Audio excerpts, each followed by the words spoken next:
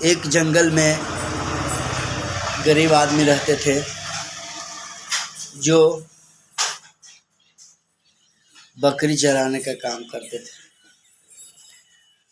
बकरी 2-4 ठो थे उनके पास, और चराते चराते उनके पास लगभग बकरी 1000 के करीब हो गया, और रोज़ चराने के काम करते थे और अमीरों में बदल गए। बकरी इतना हो गया उनके पास कि अमीर वो में बदल गए, और रोज़ दिन जंगल में चराने के कार्य को छोड़े नहीं, वो चराते रहे। और चराते चराते एक दिन एक बाघ आया, जो लटा हुआ बाघ था। उस खाना के चक्कर में वो टूट गया था और पैर में जख्म भी हुआ था। तो जो बकरी चरवा था, उस आदमी देखा कि ऐसा है, तो वो तो डर रहा था। फिर बाघ को किनारे गया, बाघ उसको कुछ नहीं किया। तो बाघ को लानकर उस जगह पर मलहम लगाने का कार्य किया, और उसे मलहम लगाया और उसे घास मैस कर उसके जख्म पर देते गया। उसका जब ठीक हो गया, उसका खाना भोजन देते थे, पर उसे मांस खाने का आदत था, पर मांस उसे मिलता नहीं था। पर वो रोज़ दिना अपने साथ बाघ को जंगल में ले जाते थे, और बाघ को जब जंगल में ले जाते थे तो बकरी के गोले गोले देखते रहते थे घूर घूर के। वैसे ही बाघ रोज़ दिना पहले गया, घूर घूर के देखने लगा। तो देखते देखते कुछ दिन हो गया। इसके बाद जो बकरी रखे थे वो सोचे कि बाघ तो मेरा अपना रक्षा बकरी को कर ही देता है, इसलिए हमको अब जाने की ज़रूरत नहीं है। तो बकरी को रोज़ दिना बाघ चरा कर लाए, अपना गोले गोले देखत रहे और रोज़ दिन लाए। 4-5 साल बीत गए और उसी तरह करते आए, और उसी तरह करते करते एक दिना बहुत सा मोटा ताज़ा बाघ आया। और बाघ आया और वो सोचा कि हम एक बकरी को खा लेते हैं, पर ये जो बाघ था उसका रक्षा करने लगा। अब था तो ही बाघ, तो ये खाने नहीं दिया। तो वो रोज़ आने लगा। ये जब घर पहुंचा कर फिर जाए दूसरा दिन चराने, तो फिर आयो, ये खाने नहीं देता था। तो इस पर उस बाघ ने इस बाघ को बोला कि तुम्हारा जो आहार है उसी को तुम रक्षा करते हो। इस बात को सुना और बोला कि कैसे? तो ये बोला कि मेरा चेहरा देखो और तुम अपना देखो।